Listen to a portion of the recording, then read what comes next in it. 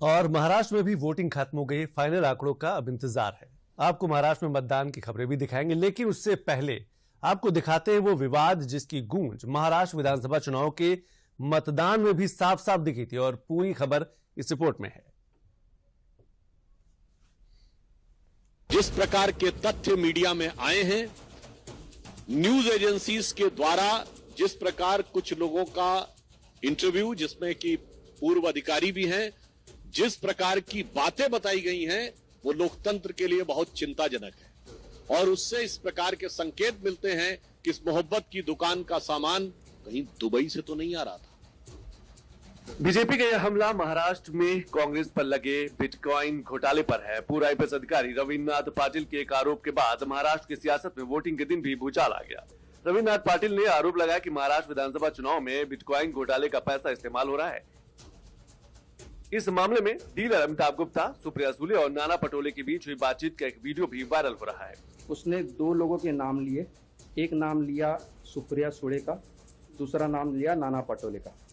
मैंने फिर भी भरोसा नहीं किया, लेकिन उसने बाद में बताया कि अभी भी महाराष्ट्र के असेंबली इलेक्शन में उसी बिटकॉइन का पैसे का दुरुपयोग हो रहा है।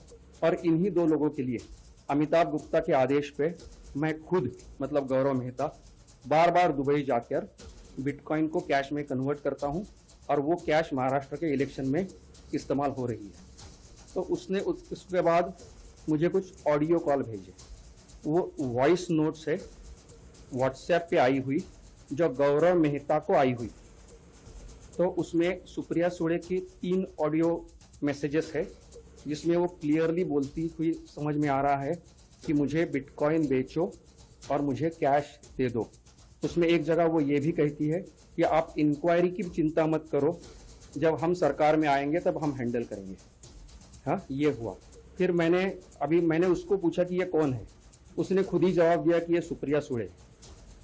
रविन्द्रनाथ पाटिल ने भी बताया कि बिटकॉइन डीलर ने भी उन्हें बताया कि इसमें बारामती सांसद और महाराष्ट्र कांग्रेस अध्यक्ष भी शामिल हैं। अब तक ये लोग 150 करोड़ की बिटकॉइन बेच चुके हैं।